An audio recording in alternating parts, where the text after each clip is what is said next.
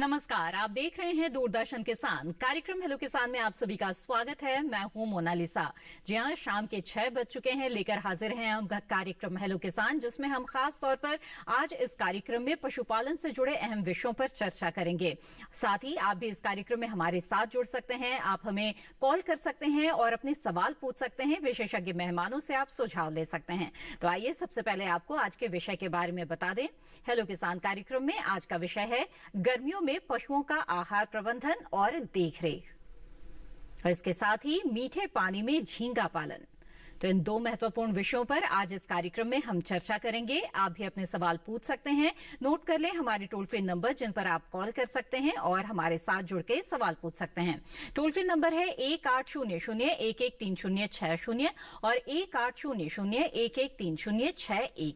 ये toll free number है, यानी मुफ्त में आप कॉल कर सकते हैं। लेकिन आपको इस बात का ध्यान रखना है कि बातचीत के दौरान टीवी की आवाज बंद रखेंगे और फोन लाइन के जरिए बातचीत करेंगे तो बातचीत में रुकावट नहीं आएगी।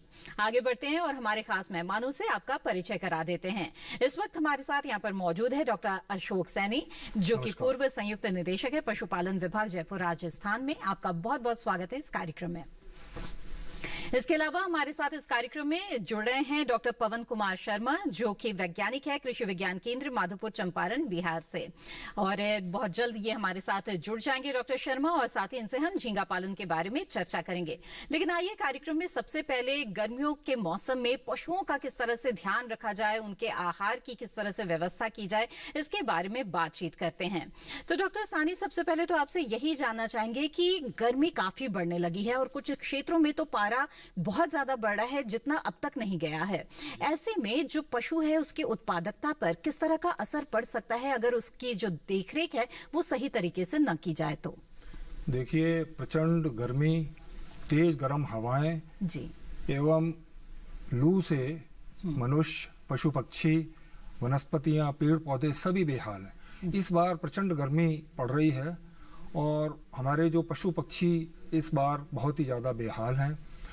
और इस गर्मी के मौसम में चिच्चड़ पशुओं के शरीर पर लग जाने से, जुएं लग जाने से, वायु परजीवी लग जाने से, उनके शरीर के अंदर अंतः परजीवी होने से और बाहर के तापक्रम के बहुत ज़्यादा बढ़ जाने से पशु की रोग प्रतिरोधक क्षमता कम हो जाती है और पशु की जो पाचन जो क्षमता है वो भी कम हो जाती है, जिससे पशु की जो प्रजनन क्षमता वो भी कम हो जाती है और पशु की उत्पादक क्षमता वो भी कम हो जाती है। इस गर्मी के मौसम में हमारे जो पशुओं का पहले तो जो आहार वो बहुत कम उपलब्ध हो रहा है और जो उपलब्ध भी हो रहा है तो पशुओं की जो पाचन प्रणाली है वो बहुत ही कमजोर है और वो कम आहार ले पा रहे हैं, उनका उत्पादन भी बहुत कम हो रहा है। जी बिल्कुल। ऐसे में किन बातों का ध्यान रखना चाहिए ताकि उनका पाचन तंत्र भी सही रहे, जिससे कि जो प्रजनन तंत्र है वो भी सही रहेगा और उत्पादन क्षमता भी पशुओं की बरकरार रहेगी? इसके बारे में हम विस्तार से चर्चा करेंगे। आइए उससे पहले नजर डाल लेते हैं एक रिपोर्ट पर।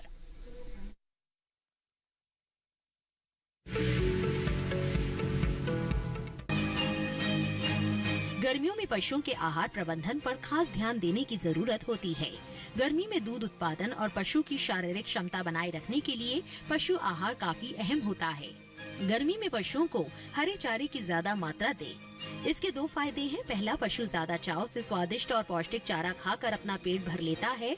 दूसरा, हरे चारे में 70 से 90% तक पानी की मात्रा होती है, जो समय समय पर पानी की पूर्ति करता है। गर्मी के मौसम में पशुओं को भूख कम लगती है और प्यास ज्यादा, इसलिए पशुओं को पर्याप्त मात्रा में दिन में कम से कम 3 बार पानी पिलाना चाहिए। ऐसा करने से पशुओं के शरीर का तापमान नियंत्रित करने में मदद मिलती है। इसके अलावा पशु को पानी में थोड़ी मात्रा में नमक और आटा मिलाकर पानी पिलाएं। सीधे तेज धूप और लू से पशुओं को बचाने के लिए पशुशाला के गेट पर खस या जूट के बोरे का पर्दा लगाएं। पशुशाला की छत इस तरह की बनाएं जो गर्मी को रोक सके। ज्यादा गर्मी के दिनों में छत पर 4 से 6 इंच मोटी घास फूस की परत या छप्पर डाल दे। ये परत गर्मी को रोकने का काम करती है, जिस कारण पशुशाला के अंदर का तापमान कम बना रहता है। गर्मियों से पशुओं को छायादार जगह पर बांधे। पशुओं से दूध निकालने के बाद उन्हें अगर संभव हो सके तो ठंडा पानी पिलाए।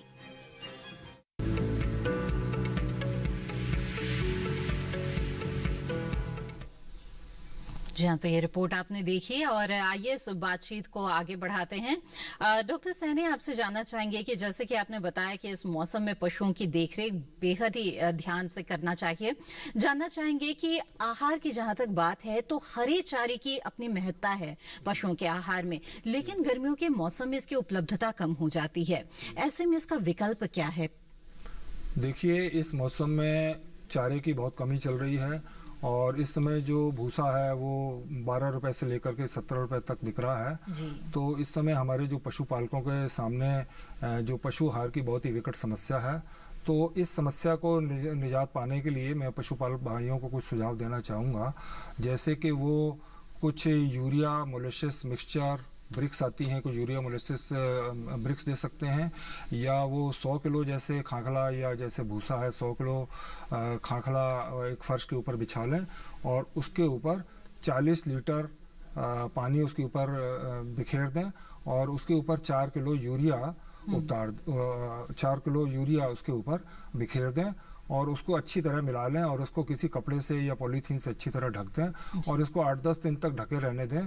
तो जो ये यूरिया उसके अंदर मिला देने से वो जो भूसा है उसके अंदर जो प्रोटीन की जो मात्रा है वो करीब 7-8% हो जाती है। तो इसको खिलाने से हमें जो पशु को प्रोटीन की जो 7-8% की जो मात्रा की जो रिक्वायरमेंट है वो इससे उपलब्ध हो सकती है। और पशुओं को इस समय हरा चारा अगर मिल जाए तो बहुत ही अच्छा, अगर नहीं है तो जो भी भूसा है या कुट्टी है वो उसको खिलाएं उसको पर्याप्त मात्रा में। और इसके अलावा उसको जो है मैं आपको एक ये दिखाना चाहूँगा।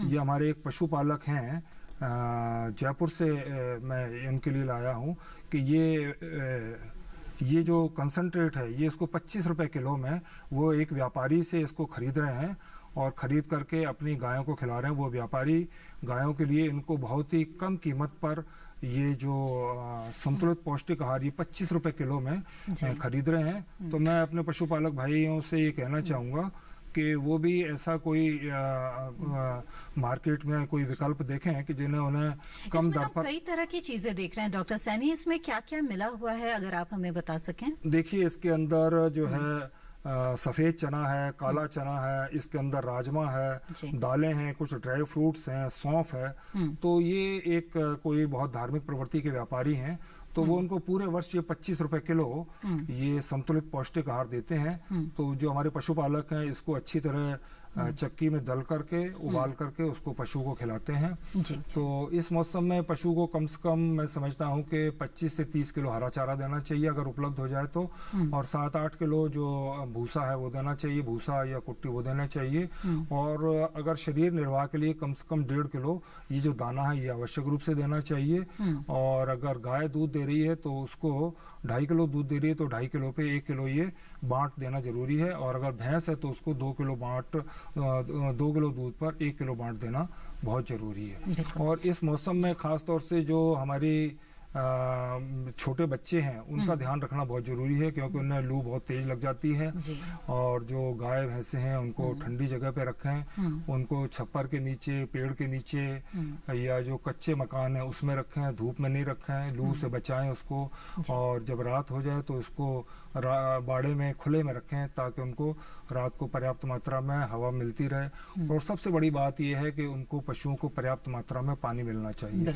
पानी उनको यहाँ पर हरे चारे की हम बात कर रहे थे, मैं जानना चाहूंगी कि कुछ किसान ऐसे होते हैं जब हरे चारे की उपलब्धता काफी ज्यादा होती है उस समय वो साइलेज बना के रख लेते हैं, तो इस समय उस साइलेज का उपयोग वो कर सकते हैं। ऐसे में किस तरह से उपयोग करना चाहिए, कितनी मात्रा में उन्हें साइलेज देनी चाहिए? देखिए, साइलेज एक तरह का मतलब हरे चारे का अचार है। जिन किसानों ने मतलब मक्का का, ज्वार का जो ये किसा अगर साइलेज बना के रखा हुआ है तो इस मौसम में बहुत ही उपयोगी है, क्योंकि इस समय बहुत गर्मी पड़ रही है और चारे की जो उपलब्धता है वो बहुत ही कम है। हरे चारे की उपलब्धता बहुत कम है। और जो ये आपका जो खाखला कुट्टी, इनके भी रेट यूक्रेन और रशिया वार की वजह से इसके रेट भी काफी बढ़े हुए हैं। तो ये साइलेज के काफी अच्छा साबित हो सकता है। और इसके अलावा हे जो सूखा जो चारा है ये भी जो किसान भाइयों ने जिन्होंने पहले बना के रखा हुआ वो इसको उपयोग करके इस गर्मी का मौसम, क्योंकि ये जो गर्मी का अभी मतलब 30 जून तक का, अभी ये आज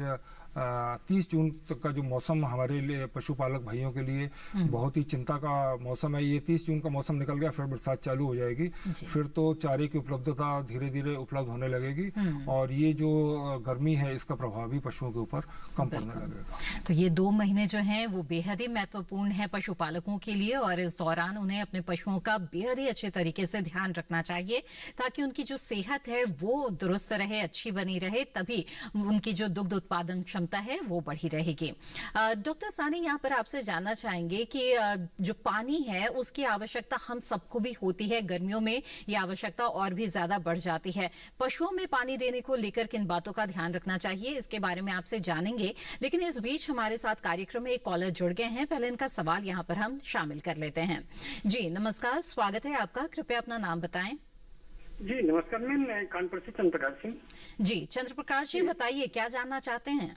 जी मैम, हमें पशुपालन में बकरी पालन की जो ट्रेनिंग है, गॉड फार्मिंग, उसकी ट्रेनिंग कहाँ से मिल सकती है? क्योंकि यहाँ पर मथुरा में पास में है, लेकिन वहाँ पर फीस जो है बहुत ज्यादा होती है। फ्री आपका गवर्नमेंट की जो स्कीम है उस पर थोड़ा सा डिटेल्स अगर मिल सके तो बहुत अच्छी बात है। दूसरी चीज, जो मिल्किंग होती है, दूध दूहने की प्रक्रिया, तो उस पर क्या मशीन भी उपलब्ध हो जाती है बकरी पालन में?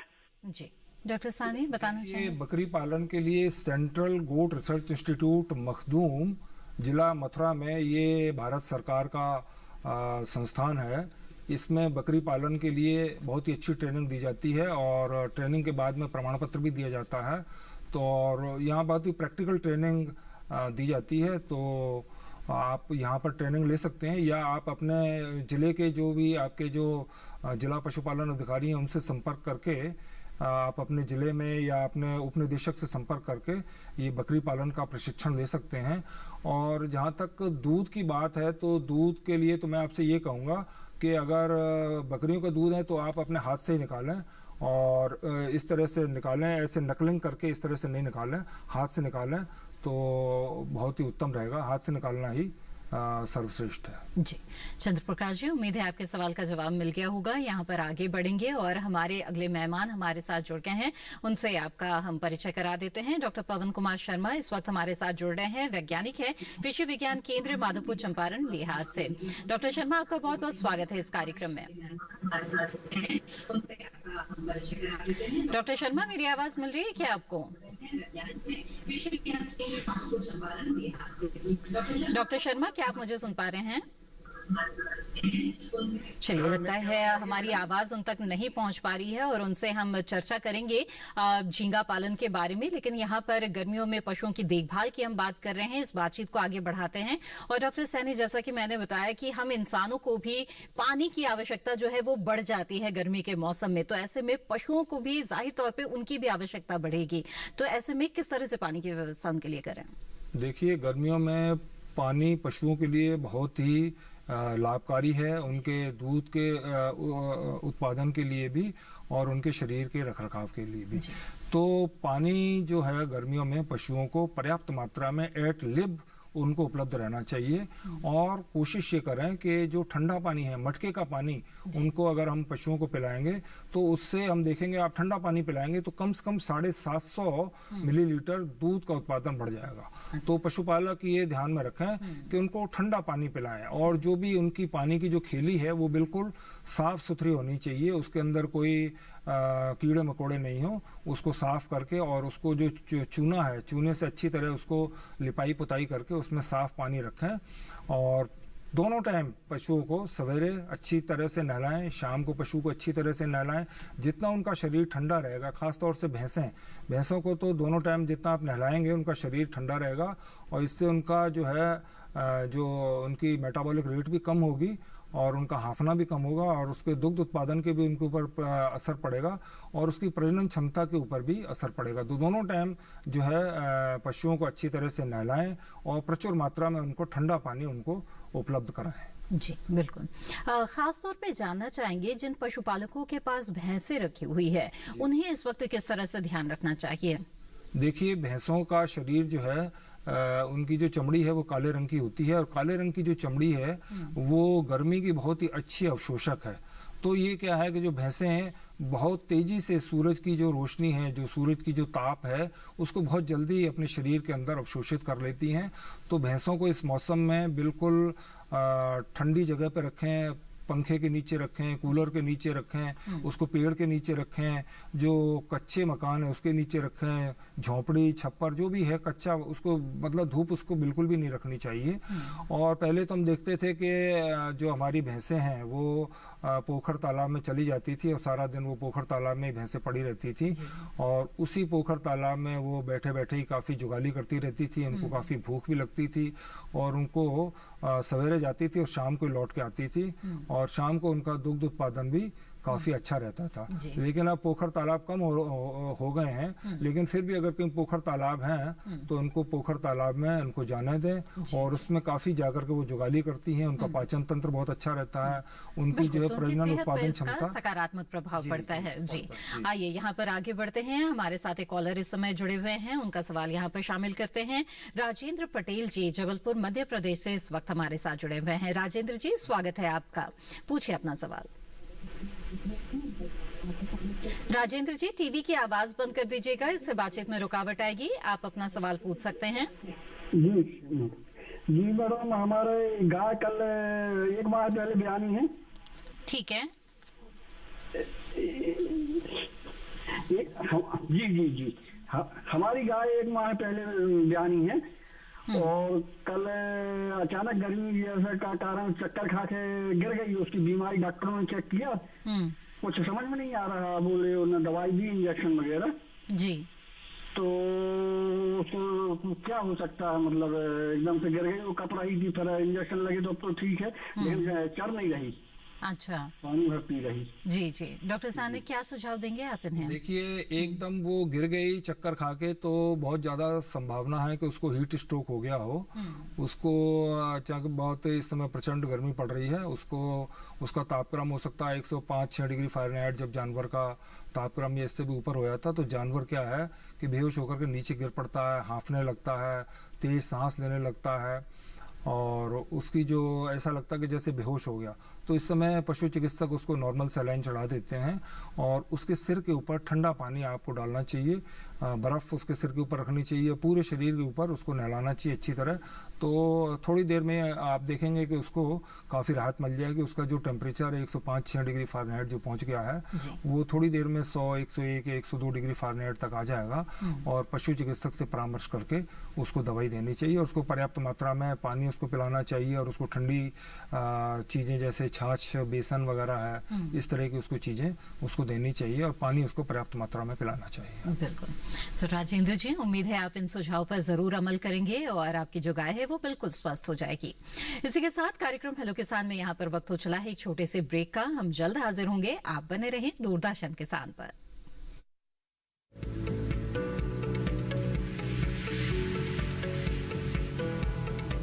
अरे भाई सुना नहीं क्या, केसीसी ने किसानों का जिंदगी बदल दिया है। देश के छोटे किसान 1,60,000 रुपये तक का कर्ज बिना किसी गारंटी को ले पाएंगे। ब्याज खोरों से भी पीछा छुटा।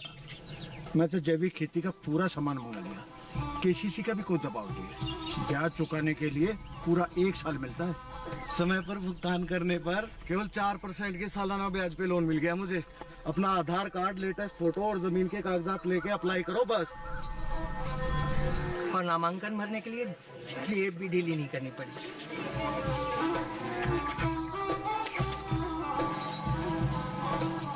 चाचा, उधार चुकाने के 24 घंटे के बाद उतने ही पैसे वापस निकाल सकते हैं। केसीसी ने किसानों की जिंदगी वाकई बदल दी है।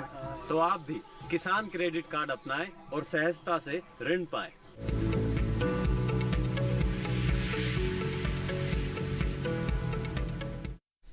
ब्रेक के बाद आप सभी का फिर से स्वागत है। आप देख रहे हैं कार्यक्रम हेलो किसान। आज इस कार्यक्रम में हम गर्मियों के मौसम में पशुओं के आहार प्रबंधन के बारे में चर्चा कर रहे हैं। इसके साथ ही मीठे पानी में झींगा पालन की भी बातचीत यहाँ पर होगी। आप भी इस कार्यक्रम में हमारे साथ जुड़ सकते हैं, अपने सवाल पूछ सकते हैं। टोल फ्री नंबर लगातार टीवी स्क्रीन पर फ्लैश किए जा रहे हैं। इस वक्त हमारे साथ एक कॉलर जुड़े हुए हैं, उनका सवाल यहाँ पर लेते हैं। ईशू जी इस वक्त हमारे साथ गाजियाबाद उत्तर प्रदेश से जुड़ गए हैं। ईशू जी स्वागत है आपका, पूछे अपना सवाल। नमस्ते मैडम, मेरा सवाल ये है कि हमें कितने टाइप का चारा खिलाना चाहिए गाय को, मतलब कहाँ से सस्ता चारा मिलेगा हमें, हरा चारा? जिंजो घास की पूछ रही, जिंजो घास गुजरात की। ठीक है, आइए जानते हैं कितने तरह के जो चारे हैं ये पशुओं को इस वक्त देना चाहिए। जी डॉक्टर सानी।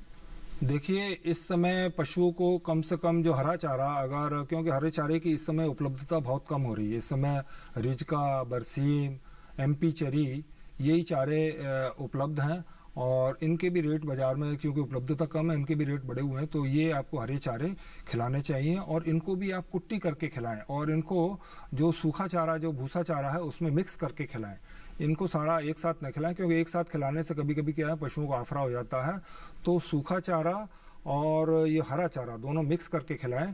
और ये हरा चारा वैसे तो 25 से 30 किलो अगर उपलब्ध हो तो देना चाहिए, और अगर सूखा चारा जैसे भूसा है या कुट्टी है वो करीब 8-10 किलो इसको देनी चाहिए। दोनों को मिक्स करके खिलाना चाहिए। अब रही बात इनके जीवन निर्वाह के लिए, कुछ हमको क्या है कि कंसंट्रेट यानी कि कुछ बांट की आवश्यकता होती है। तो जीवन निर्वाह के लिए कम से कम 1-1.5 किलो, जैसे ये मैंने आपको बताया था, ये जीवन निर्वाह के लिए बांट जो है ये आप 1-1.5 किलो दें। और अगर वो गाय है, अगर वो 2.5 लीटर अगर वो दूध दे रही है तो 1 किलो बांट दें। भैंस अगर 2 किलो दूध दे रही है तो उस पर 1 किलो ये बांट बना करके दें। और मैं पशुपालक भाइयों को एक सलाह और देना चाहूँगा कि ये जो बांट है, मैं देखता हूँ कि ये बांट पशुपालक भाई बाजार से कट्टों में 50 किलो की बोरी खरीद के लाते हैं और उसकी कुछ तो गोलियों के रूप में होता है, कुछ बाजारी बना हुआ होता है। मैं पशुपालक भाइयों को ये सलाह देना चाहूँगा कि ये बांट बाजार से बहुत महंगा पड़ता है और इसकी जो गुणवत्ता के ऊपर भी कुछ हम निश्चित रूप से नहीं कह सकते, इनकी गुणवत्ता कैसी है इसके ऊपर कुछ नहीं कहा जा सकता। बांट आप घर पे खुद ही बनाएं और बांट बनाना बहुत ही आसान है, कुछ नहीं, बस उसका 1/3 हिस्सा आप दाना ले लें। जैसे उसमें 1/3 हिस्से में जैसे आपका गेहूं है, जौ है, चना है, मटर है, 1/3 हिस्सा ये ले लें और 1/3 हिस्सा आप चापड़ का ले लें और 1/3 हिस्सा खल का ले लें और उसमें 1-1.5 किलो नमक मिला दें और 1-1.5 किलो मिनरल मिक्सचर, खनिज लवण ये मिला दें। इस सबको अच्छी तरह मिला करके आप ये जो बांट है इसको घर पे ही तैयार कर सकते हैं, बाजार से आपको खरीदने की ज़रूरत नहीं है। और दूसरी बात, मैं अपने पशुपालक भाइयों को और एक सलाह देना चाहूँगा कि हम देखते हैं कि हमारे पशुपालक भाई, जैसे अभी क्या गेहूं की फसल काफ़ी हुई है, सरसों काफ़ी हुई है, तो ये बाज़ार में गेहूं बेच देते हैं और गेहूं को बेच करके और वो बाज़ार से बांट खरीदते हैं। तो वो गेहूं बाज़ार बेचने की ज़रूरत नहीं है, उस गेहूं का आप घर पे ही बांट बनाएं जिस तरह से मैंने आपको बताया। और सरसों जैसे आप बाज़ार में बेच देते हैं तो सरसों भी आपको बाज़ार में बेचने की ज़रूरत नहीं है। मेरा तो कहना पशुपालक भाइयों से यही है कि वो जो सरसों है उस सरसों को आप जो है एक्सपेलर पे ले जाके उसको पिरवा लें और 1 कुंटल सरसों में 35-36 किलो तेल निकल आता है। तो तेल तो आपके खाने के काम में भी आ जाएगा, आपके जानवरों के खाने के काम में भी आ जाएगा और उसके अंदर करीब 65 किलो जो खल पैदा होगी और वो खल इतनी उम्दा क्वालिटी की पैदा होगी कि उससे जो आप पशु को अपने खिलाएंगे तो उससे उसका काफी दूध उत्पादन भी बढ़ेगा और उसकी प्रजनन क्षमता के ऊपर भी बहुत ही अनुकूल असर पड़ेगा। जी, तो ईशु जी, मुझे उम्मीद है कि इस जानकारी का लाभ आप जरूर उठाएंगे। आगे बढ़ते हैं, अगले कॉलर इस बीच हमारे साथ जुड़ गए हैं, उनका सवाल लेते हैं। धीरेन्द्र जी जालौन से इस वक्त हमारे साथ जुड़े हुए हैं। धीरेन्द्र जी, स्वागत है आपका, बताइए क्या जानना चाहते हैं। हाँ धीरेन्द्र जी, हम आपको सुन पा रहे हैं, पूछ सकते हैं आप अपना सवाल। जी डॉक्टर साहब से मेरे सवाल, डॉक्टर साहब से ये सवाल था। हेलो जी जी जी, जो हम बुंदेलखंड के क्षेत्र से बोल रहे हैं, बुंदेलखंड उत्तर प्रदेश का क्षेत्र, यहाँ पे 43 से 48 49 डिग्री सेल्सियस तक तापमान पड़ जाता है। तो इस अत्यधिक गर्मी में हम अपने पशुओं के चारे में या खान पान में, आहार में क्या परिवर्तन लाकर उससे हीट स्ट्रोक से बचाएं और दूध में भी कमी का सामना न करना पड़े। जी जी बिल्कुल, बहुत ही अच्छा सवाल है। आपका प्रश्न बहुत ही उत्तम प्रश्न है ये, क्योंकि ये बहुत ज़्यादा गर्मी जो पड़ रही है, इस गर्मी से क्या होता है कि पशु की जो एक तो पाचन प्रणाली, उसकी जो रोग प्रतिरोधक क्षमता, उसकी प्रजनन क्षमता, उसकी जो उत्पादक क्षमता, सभी के ऊपर बहुत ही प्रतिकूल प्रभाव पड़ता है। तो इससे बचने के लिए सबसे बड़ी तो चीज़ है कि पशुओं को पानी कम से कम 4-5 बार खूब पिलाएं और मटके का पानी पिलाएं, ठंडा पानी पिलाएं। आप जितना आप ठंडा पानी पिलाएंगे, मटके का पानी पिलाएंगे, तो आप देखेंगे कि दूध में कम से कम 750 ml की दूध में बढ़ोतरी होगी ठंडा मटके का पानी पिलाने से। और साथ ही उसको हरा चारा आप दें, हरा चारा 25-30 किलो दे सकते हैं तो वो कुट्टी करके दें आप, और सूखा चारा उसको 8-10 किलो दें। और साथ में मैं आपको ये सुझाव देना चाहूँगा कि आपको बाजार से कैल्शियम की कट्टियाँ खरीदने की ज़रूरत नहीं है। इस मौसम में आप ये देख रहे हैं, मैं आपको दिखाना चाहूँगा, ये चूना मेरे हाथ में है जी। ये चूना जो है ये 50 रुपए का 50 किलो ये बाजार में उपलब्ध हो जाता है। इस चूने को आप 1 किलो चूना जो है इसको रात को एक पत्थर की पटिया के ऊपर इसको भिगो दें, अच्छी तरह भिगो दें, तो इसके अंदर से सारी जो गैस है वो सारी निकल जाएगी और सवेरे तक ये खिल जाएगा, सारा बिखर जाएगा, खिल जाएगा। इसको जो आपकी पानी की खेली है, इसको 1 किलो को उस पानी की खेली के अंदर नीचे आप डाल दें तो ये चूना नीचे बैठ जाएगा। और ऊपर जो पशु पानी पीते रहेंगे, ऊपर से पानी पीते रहेंगे, तो रोजाना पशु को पर्याप्त मात्रा में कैल्शियम मिलता रहेगा। तो इससे भी आप ये देखेंगे कि कम से कम करीब 400 ग्राम आपका जो पशु का दूध है वो बढ़ जाएगा। और ये चूना, खाली इस चूने के बहुत उपयोग है। मैं चाहूंगा ये चूना हर पशुपालक को इसके उपयोगिता के बारे में पता होना चाहिए। ये दूध का उत्पादन तो बढ़ाता ही है, साथ साथ जो आपको शुद्ध आपको जो है ये पानी भी उपलब्ध कराएगा। इसके अलावा इस चूने को जो भी आपकी जो बाड़ा है, इस बाड़े के अंदर इस चूने को, साबुत चूने को पीस करके इसको सारे बाड़े के अंदर आप बिखेर दें, तो जो भी आपके बाड़े के अंदर कोई जुएं, चिच्चड़, लीखें, कलीले जो भी हैं वो सारे मर जाएंगे। और जब भी पशु, आप ये देखते हैं हमारे बहुत बड़ी समस्या रहती है कि शरीर पे चिच्चड़, जुएं, कलीले रहते हैं, तो पशु जब भी बैठेगा तो ये चूना उसके शरीर से लग जाएगा और लगते ही वो जो आपके जो चिच्चड़ हैं, जुए हैं, कलीले हैं, उसके शरीर के ऊपर जो भी लार्वा है, उसके जो भी हैं अंडे हैं, वो सारे मर जाएंगे। तो ये चूना बहुत ही सस्ता है, बहुत ही उपयोगी है। पशुपालक भाई इसका जरूर इस्तेमाल करें। बिल्कुल डॉक्टर सानी, बहुत ही अच्छी बात यहाँ पर आपने हमें बताई है। आगे बढ़ते हैं, कॉलर इस बीच हमारे साथ जुड़ गए हैं, उनका सवाल ले लेते हैं। सुरेंद्र जी जयपुर राजस्थान से इस वक्त हमारे साथ जुड़ गए हैं।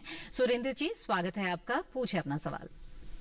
राम राम साहब। राम राम साहब। डॉक्टर साहब से मेरे ये प्रश्न है जी कि डॉक्टर साहब ने अभी कहा कि सूखे कूड़े पे और यूरिया डालकर वो भी खिला सकते हो जी। तो मैं पूछना चाह रहा हूँ कि वो यूरिया का असर दूध में आएगा क्या? नहीं, यूरिया का असर दूध में नहीं आएगा।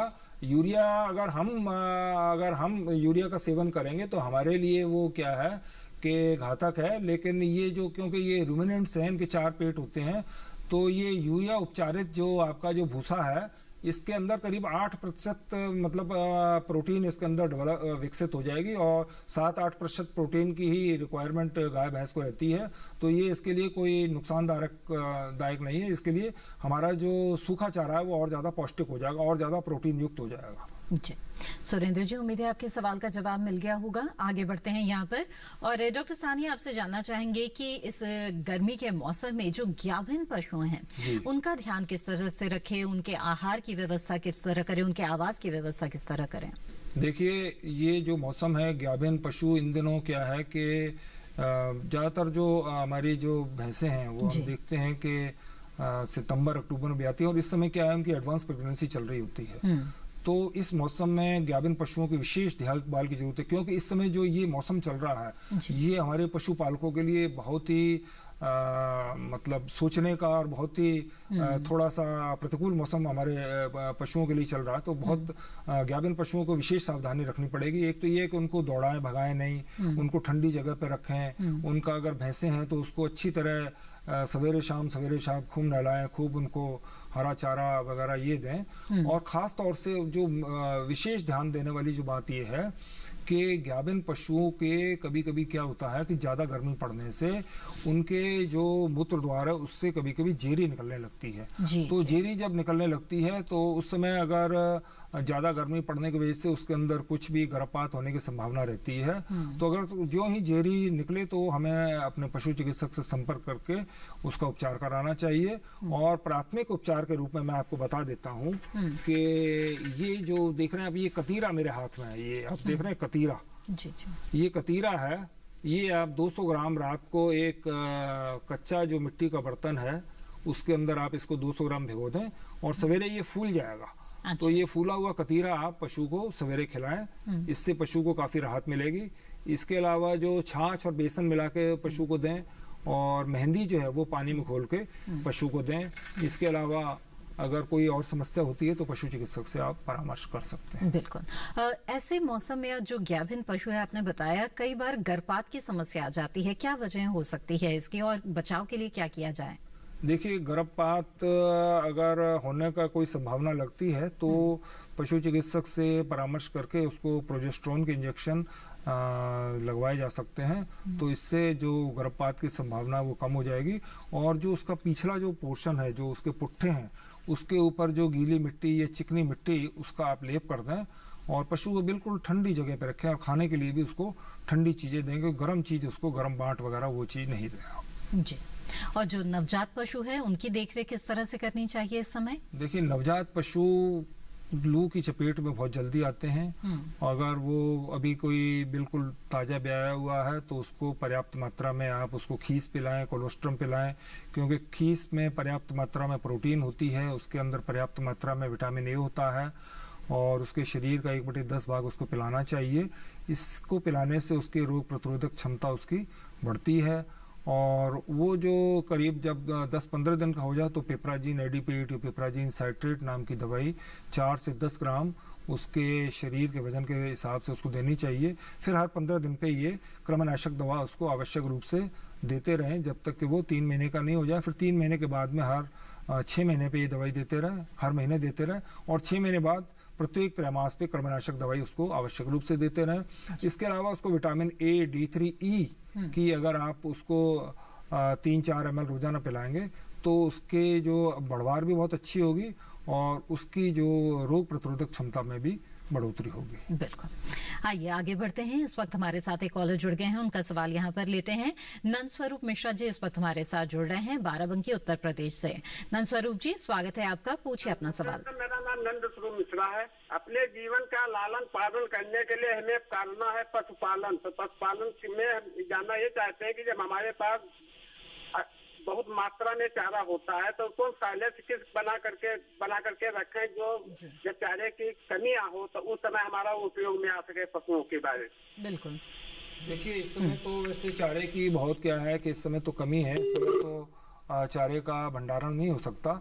लेकिन जब कभी जैसे दिसंबर जनवरी में जब जिस समय चारा पर्याप्त मात्रा में हो सकता है तो उसको साइलेज बना करके उसको रखा जा सकता है। साइलेज क्या एक तरह से खट्टा अचार है और ये पशुओं के लिए काफ़ी स्वादिष्ट होता है। और अगर साइलेज आपने बना करके रखा हुआ है तो इस मौसम में उसका भरपूर उपयोग कर सकते हैं, क्योंकि अब से लेकर के 30 जून तक का जो मौसम है ये हमारे पशुपालक भाइयों के लिए, हमारे पशुओं के लिए बहुत ही क्रिटिकल मौसम है। इस मौसम में अगर साइलेज है तो उसका भरपूर उपयोग करें। बड़े पशु चाव से खाएगा इस समय उसको। और पशु को पर्याप्त मात्रा में इस समय खनिज लवण जरूर दें इस समय, क्योंकि इस समय बहुत तेज गर्मी पड़ रही है। पर्याप्त मात्रा में उसको 50-60 ग्राम खनिज लवण दें और 50 से 60 ग्राम उसको नमक जरूर दें। अगर काला नमक दे सकते हैं या सेंधा नमक दे सकते हैं तो वो दें, नहीं तो काला नमक और सेंधा नमक की डली जो है पशु की ठान में आप डाल दें, उसको पशु चाटता रहेगा। इसको पर्याप्त मात्रा में उसको पशु को प्यास भी लगेगी और पर्याप्त मात्रा में पशु को भूख भी लगेगी और पशु आपके जो है स्वस्थ बने रहेंगे। बिल्कुल। नंद स्वरूप जी, उम्मीद है आपके सवाल का जवाब मिल गया होगा। और इसी के साथ कार्यक्रम हेलो किसान में वक्त हो गया है एक और छोटे से ब्रेक का। हम जल्द हाजिर होंगे, आप बने रहें दूरदर्शन किसान पर।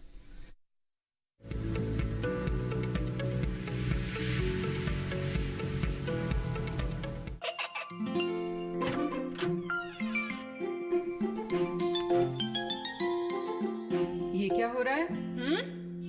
काशवी, इतने कम मार्क्स? काशू बेटा पढ़ा करो, पढ़ोगी नहीं तो आगे कैसे बढ़ोगी? मम्मा, मैं भी तो आपसे यही कहना चाहती हूँ, पढ़ा करो। आप पढ़ोगे नहीं तो आगे कैसे बढ़ोगे? मतलब?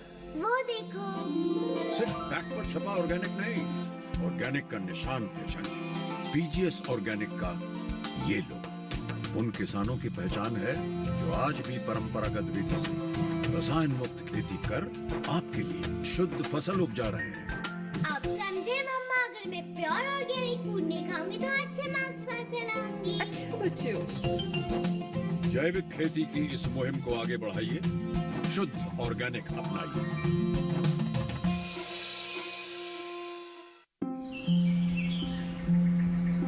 अरे अरे अरे क्या कर रहा है? इधर इधर इधर, हम बोल रहे हैं तेरे बीजू का। पुतला बोल रहा है? हाँ, पक्षियों से तो हम खेत को बचा लेते हैं, पर इन घातक रसायनों से कैसे बचाएं? मतलब? देख बेटा, तू जो ये अंधाधुंध रसायन मिलाता है ना, मिट्टी की सेहत बिगड़ने लगी है। और जब माटी ही कमजोर पड़ जाएगी तो उपज कैसे सेहतमंद होगी? अरे पहले ऐसा नहीं था। पूछना अपने बड़े बुजुर्गों से, कैसे फसल लहलहाती थी, शुद्धता झलकती थी। हाँ, माटी भी तंदुरुस्त और लोग भी। अरे पहली वाली बात कहाँ? पर अब तो सब यही डाले हैं। सब नहीं, आज भी लाखों जागरूक किसान परंपरागत विधि से फसल उगा रहे हैं। खर्चा कम और उपज की कीमत भी बेहतर पा रहे हैं। ठीक है भाई, मैं भी आज से जैविक खेती शुरू करूंगा। माटी से प्रेम की परंपरा है, परंपरागत खेती।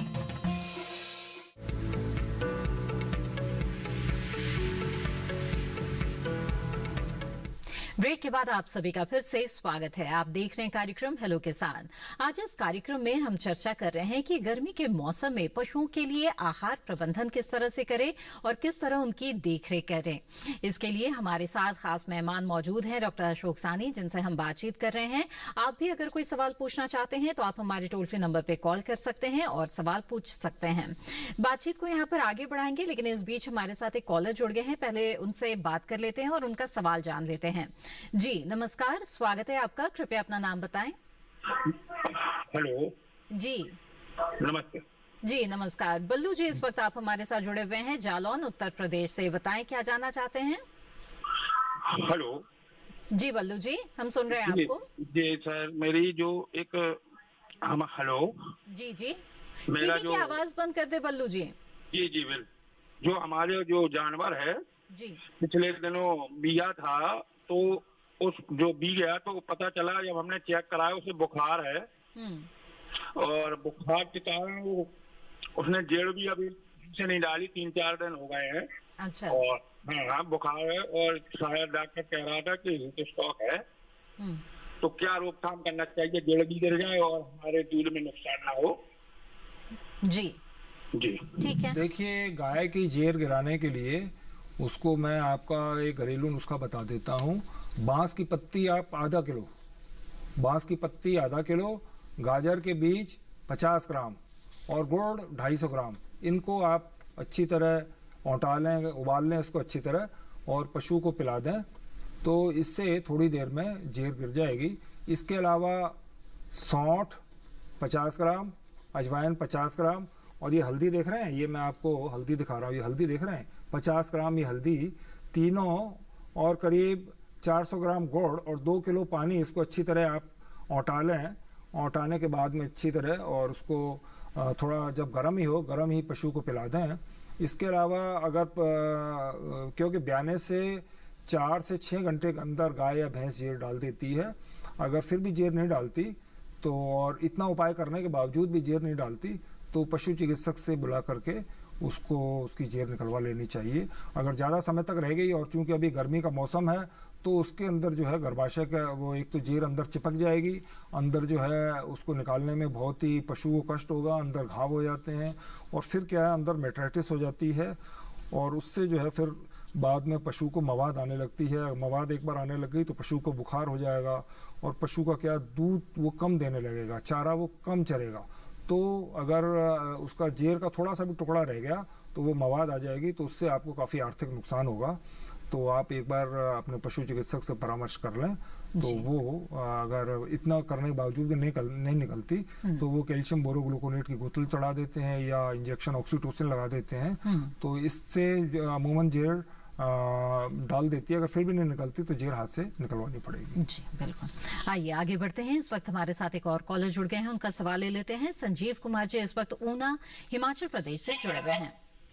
संजीव जी स्वागत है आपका, पूछिए अपना सवाल। संजीव जी मेरी आवाज मिल रही है क्या आपको? हेलो। हाँ जी, आपकी आवाज सुनाई दे रही। जी जी, अपना सवाल पूछ सकते हैं आप। मैडम जी, पता करना था, ये गर्मियों में अब हरा चारा नहीं है, इसके लिए हम क्या दे सकते हैं? जी, आइए जानते हैं। इस पर हमारी चर्चा हो चुकी है और कुछ सुझाव और अगर आप देना चाहें डॉक्टर साहनी।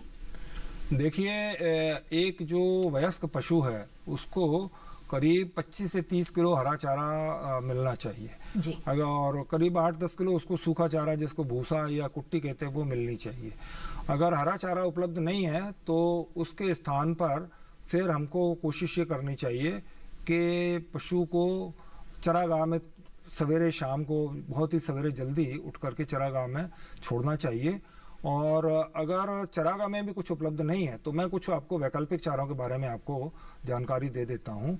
देखिए, आपके आड़ोस पड़ोस में खूब नीम लग रही होगी, नीम, आम, पाकड़, बबूल, सुबबूल, शहतूत, इनकी जो पत्तियां हैं इस समय काफ़ी हरी पत्तियां इनकी आ रही हैं, तो इनकी हरी पत्तियों को खिलाया जा सकता है। पशु जब भूखा होता है तो ये हरी पत्तियों को भी खा लेगा और ये भी एक वैकल्पिक चारे के रूप में हम इनको प्रयोग कर सकते हैं। क्योंकि इस समय प्रकृति ने क्या है कि इस प्रचंड गर्मी में हमारे पेड़ों को बिल्कुल हरा भरा कर दिया, बिल्कुल वो एकदम नव यौवन पर हैं। तो इनकी पत्तियों को आप खेजड़े के पत्तियों को भी खिला सकते हैं। खेजड़े की पत्तियों में काफ़ी प्रोटीन की मात्रा भी होती है और इसके खिलाने से दुग्ध उत्पादन भी बढ़ सकता है। तो ये जो पेड़ों की पत्तियां ये भी हम खिला सकते हैं, कुछ बेल भी हम खिला सकते हैं।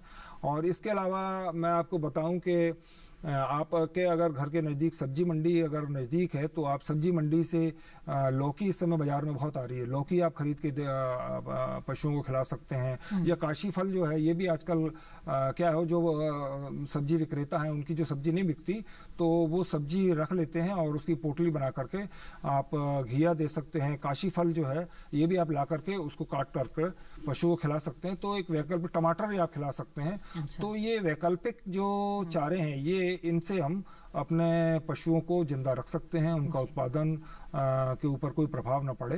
इस वैकल्पिक चारों के ऊपर हम पशुओं को रख सकते हैं। बिल्कुल, बहुत ही अच्छी जानकारी आपने दी। आगे बढ़ते हैं। यहाँ पर एक और कॉलर इस वक्त हमारे साथ जुड़ गए हैं, उनका सवाल लेते हैं। दशरथ सिंह जी इस वक्त रतलाम मध्य प्रदेश से हमारे साथ जुड़े हुए हैं। जी दशरथ जी, स्वागत है आपका, पूछे अपना सवाल।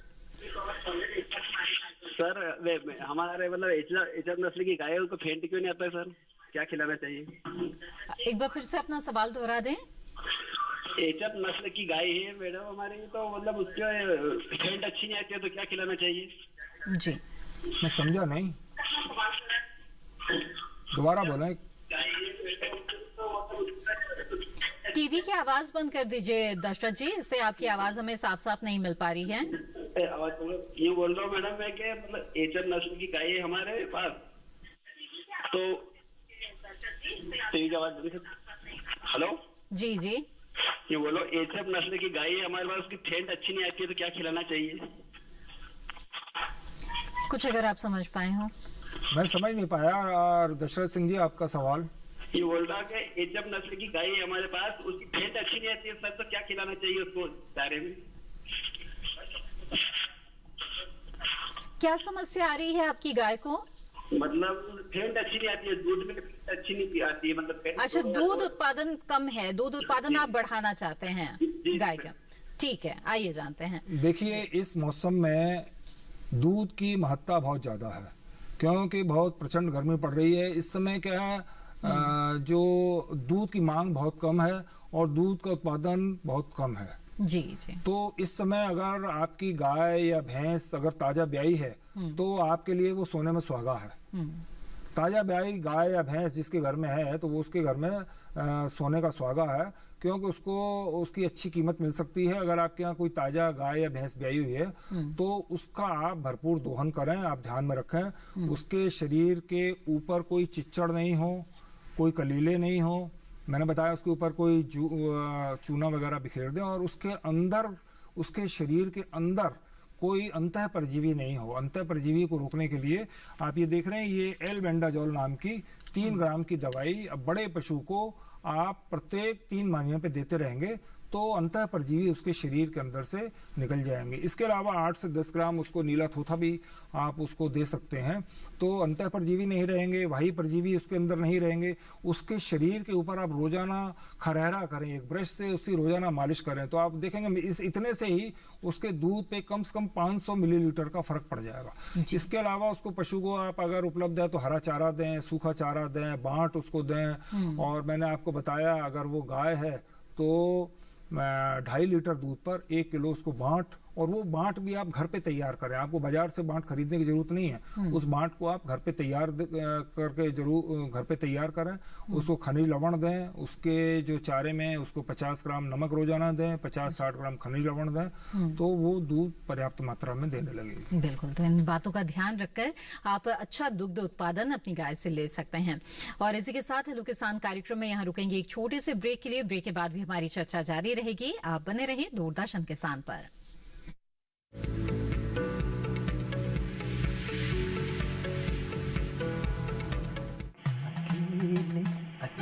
अरे वाह भैया, अकेले अकेले। अरे तू भी ले, पर खाएगा कैसे? मैं ऑर्गेनिक खेती की बात कर रहा रे बेटे।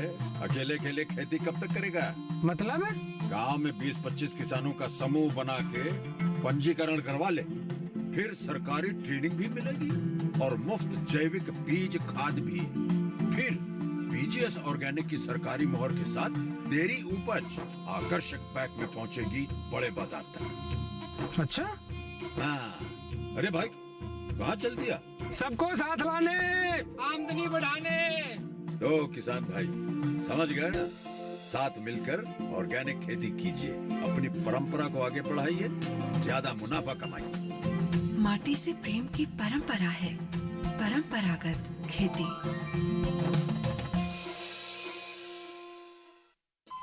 अरे सुन तो। मुझे क्या सुनाना चाहते हो? जो सुनाओ मेरे सौतन को। किसको? अरे वही तुम्हारा मोबाइल फोन जिससे सुबह शाम दिन रात चिपके रहते थे और कहते थे किसान कॉल सेंटर से बातें हो रही हैं। अच्छा ये बात है। हाँ क्यों, क्या हुआ? अब बात नहीं होती क्या? अब तो झट से बात हो जाती है। ऐसा क्या? हाँ, अब तो ज्यादा लाइनें और खास तकनीक के कारण खेती के माहिरों से तुरंत बात हो जाती है। और अगर कभी लाइन व्यस्त हो तो अपनी समस्या फोन पर रिकॉर्ड करा दो, वहाँ से फोन आ जाता है और समस्या के हल का मैसेज भी आ जाता है। ये देखो आ गया। अरे वाह, इसका मतलब इंतजार की घड़ी अब खत्म। हाँ। तभी मैं सोचूं कि आजकल मुझ पर इतना प्यार क्यों आ रहा है। कृषि संबंधी समस्याओं का अपनी भाषा में तुरंत हल पाने के लिए पूरे भारत में किसी भी फोन से हेल्पलाइन नंबर पर संपर्क करें। किसानों का दोस्त किसान कॉल सेंटर।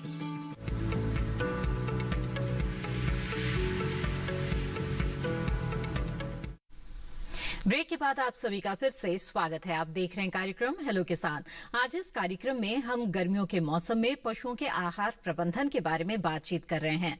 अगर इससे जुड़ा कोई सवाल आप पूछना चाहते हैं और हमारे खास मेहमान से आप जानकारी लेना चाहते हैं तो आप हमारे टोल फ्री नंबर पे कॉल कर सकते हैं। इस वक्त हमारे साथ एक कॉलर जुड़े हुए हैं, उनका सवाल यहाँ पर ले लेते हैं। ओमकार जी इस वक्त महाराष्ट्र से हमारे साथ फोन लाइन पर जुड़े हुए हैं। ओमकार जी स्वागत है आपका, पूछिए अपना सवाल। मेरी एक बछड़ी है 3 साल की। अच्छा। वो अभी तक गाभन नहीं रही है। तो वो समस्या है हमारे लिए। जी वो जी। 3 साल तक अभी तक वो गाभन नहीं है। जी। तो उसके लिए कृत्रिम क्या- गर्भाधान की कोशिश की है क्या ओमकार जी? कृत्रिम गर्भाधान की कोशिश की है क्या? हाँ की थी, एक दो बार की थी लेकिन वो फेल गया। अच्छा ठीक है, क्या वजह हो सकती है डॉक्टर सानी इसकी? देखिए 3 साल की आपकी जो बछड़ी है, ओमकार जी आप ये ध्यान में रखें कि बछड़ी जो है, जैसे अगर संकर नस्ल की बछड़ी है तो वो 14-15 महीने की ही ताव में आ जाती है। 14-15 महीने की ताव में आ जाएगी तो वो 9 महीने में ब्याह जाएगी। अगर 14 महीने की ताव में आई तो इसका मतलब है कि वो 23 महीने में वो ब्याह जाएगी। तो 23 महीने मतलब वो करीब 2 साल पे ब्याह जाएगी। तो साथ में तो अपने को एक बछड़ा बछड़ी मिलेगी प्लस साथ में उसको दूध मिलेगा। ठीक है। फिर अगर 60 दिन बाद फिर अगर वो गाभिन हो जाती है तो फिर 9 महीने बाद तो इससे फिर अगले साल फिर हमको मिलेगा। तो आपकी जो 3 साल की जो बछड़ी हो गई है तो ये काफी लेट हो गई है। जी। प्रयास ये करना चाहिए हमको कि हमारी जो बछड़ी है वो जल्दी से जल्दी वो ताव में आ जाए और जल्दी से जल्दी गाभिन हो जाए। अगर वो ताव में अभी नहीं आ रही है तो उसको घरेलू नुस्खों के रूप में उसको सबसे पहले तो उसको आप पेट के कीड़ों की दवाई, जैसे मैंने आपको ये बताई ना, ये एल्बेंडाजोल दवाई आप देख रहे हैं, 3 ग्राम ये दवाई पशु को दे दें। और इसके अलावा जो नीला थोथा है, वो नीला थोथा आप जो है बाजार से खरीद के 150 रुपये किलो आता है, ये करीब 5-7 ग्राम रोजाना 1 हफ्ते तक उसको दे दें। या बाजार से कॉपर कोबाल्ट की गोली आप खरीद के उसको दे दें। या उसको अंकुरित गेहूं आप 1 किलो पानी में भिगो दें और उसमें से तीसरे दिन उसमें से अंकुर फूट आएंगे, तो अंकुरित गेहूं उसको आप रोजाना 1-1 किलो 20 दिन तक आप उसको अंकुरित गेहूं दें। तो इससे भी उसके अंदर क्या है, विटामिन ए उसके अंदर जो विकसित हो जाता है, तो उससे पशु ताव में आता है। इसके अलावा उसको आप तिल्ली का तेल भी दे सकते हैं। इसके अलावा पशु चिकित्सक से परामर्श करके उसको विटामिन ए के इंजेक्शन लगवाए जा सकते हैं। उसको जो है पर्याप्त मात्रा में संतुलित पौष्टिक आहार दें। सबसे बड़ी चीज़ है कि आहार की कमी के, क्योंकि हम लोग ये देखते हैं कि हमारी 3-4 साल की बछड़ी हो जाती है, हम उसको बहुत ही उसके ऊपर ध्यान नहीं देते। हम उसको पर्याप्त मात्रा में ना तो हरा चारा देते हैं, ना उसको बांट देते हैं। लिहाजा उसका असर ये होता है कि उसके जो प्रजनन अंग है वो विकसित ही नहीं होते। जब प्रजनन अंग विकसित नहीं होंगे तो वो जो बछड़ी ताव में नहीं आएगी तो वो गर्भ धारण नहीं करेगी तो ब्याएगी नहीं, दूध नहीं देगी। तो इसका अल्टीमेटली जो नुकसान होता है वो पशुपालक को भुगतना पड़ता है। तो हमेशा ध्यान में रखें कि समय समय पर उसको पेट के कीड़ों की दवाई देते रहें। बाहर जो वाही परजीवी हैं उसका वाही परजीवी का आप निदान कर उसका इलाज आप करते रहें। और उसको संतुलित पौष्टिक आहार आवश्यक रूप से हरा चारा बांट उसको नियमित रूप से देते रहें। फिर भी नहीं आ रही तो कॉपर कोबाल्ट की गोलियां दें उसको आप। और ये जो है अंकुरित गेहूं रोजाना 1-1 किलो रोजाना 20 दिन तक दें, तो वो आवश्यक रूप से ताव में आ जाएगी। इसके अलावा तिल्ली का तेल भी आप उसको दे सकते हैं। तिल का तेल भी आप दें तो हीट में आ जाएगी। बिल्कुल। तो ओंकार जी, उम्मीद है आपके सवाल का जवाब मिल गया होगा और इन सुझाव पर आप अमल भी जरूर करें। आगे बढ़ते हैं। अगले कॉलर इस बीच हमारे साथ जुड़ गए हैं, उनका सवाल लेते हैं। भीलवाड़ा राजस्थान से इस वक्त हमारे साथ एक कॉलर जुड़े हुए हैं, उनसे बात करते हैं। परमेश्वर जी, स्वागत है आपका, पूछिए अपना सवाल। सर मैडम, मैं जिला भीलवाड़ा से बोल रहा हूँ मैडम। जी। तो मैडम मेरे क्या कि एक गिर नस्ल की गाय है। ठीक है। तो मैडम क्या है कि उसे 10-15 दिन ब्याए हो गए। ठीक है। तो सर अभी मैं उसको मतलब घरेलू तौर पर कौन सी मतलब क्या खिलाऊं सर मैडम? जी। ठीक है। जैसे अभी ब्याई है क्या? अजवाइन है, ऐसी कौन सी चीज खिलाऊं मैडम? तेल है। देखिए परमेश्वर जी, आपकी 15 दिन बाद ब्याने वाली है, तो उसको क्या खिलाऊं? दोनों के बारे में बताइए मैडम। जी। ठीक है।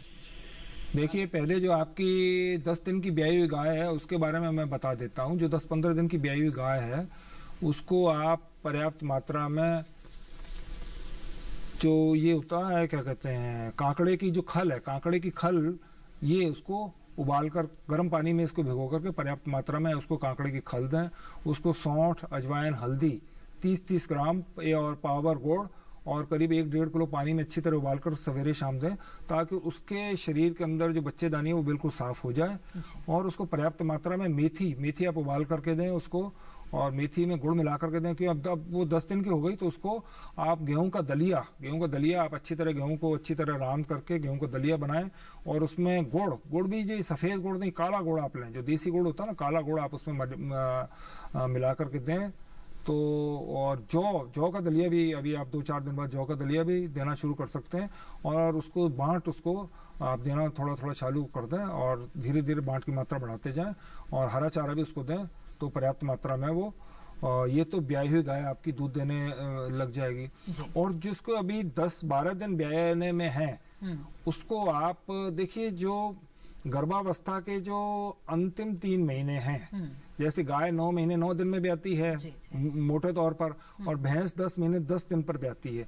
तो इनका जो अंतिम त्रैमास होता है वो बहुत ही महत्वपूर्ण होता है।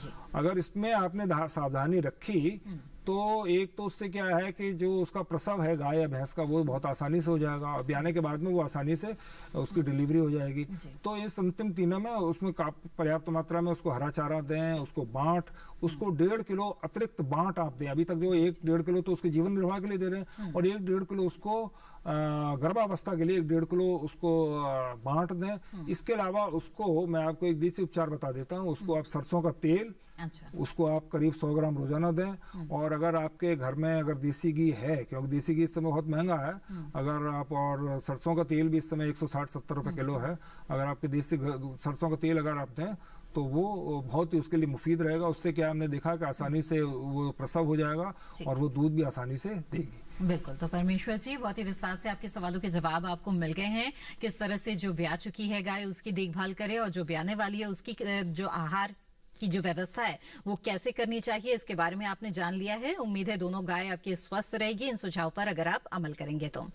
यहाँ पर आगे बढ़ेंगे और डॉक्टर सानी, आपका मैं धन्यवाद देना चाहूंगी। आप लगातार हमारे साथ जुड़े रहे और बेहद ही अहम जानकारी आपने दी। बहुत बहुत धन्यवाद। धन्यवाद।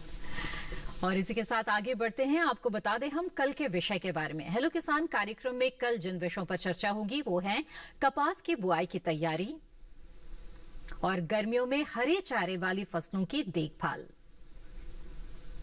इन विषयों से जुड़े हुए सवाल आप हम तक पहुंचा सकते हैं। आप हमें ईमेल भेज सकते हैं। हमारा ईमेल आईडी है hellokisan2015@gmail.com। अगर आप चाहें तो फेसबुक के माध्यम से भी आप हमसे जुड़े रह सकते हैं। हमारे फेसबुक पेज पर जाने के लिए हिंदी में टाइप करें हेलो किसान। इसके अलावा दूरदर्शन किसान के कॉल सेंटर नंबर पर भी आप कॉल कर सकते हैं। हमारा टोल फ्री नंबर है 1800-113060। सोमवार से शनिवार सुबह 6 बजे से रात 10 बजे के बीच कॉल करके आप अपने सवाल दर्ज करा सकते हैं। इसके अलावा हेलो किसान कार्यक्रम को आप दूरदर्शन किसान के यूट्यूब चैनल पर भी देख सकते हैं। आपको बता दें कि टीवी स्क्रीन पर दिखाए जा रहे इस QR कोड को स्कैन करके आप सीधे हमारे यूट्यूब चैनल से जुड़ सकते हैं और ये एपिसोड दोबारा देख सकते हैं। इसी के साथ हेलो किसान कार्यक्रम के आज की कड़ी में बस इतना ही। फिर हाजिर होंगे लेकर महत्वपूर्ण जानकारियां। तब तक के लिए दीजिए इजाजत। आप बने रहें दूरदर्शन किसान पर। नमस्कार।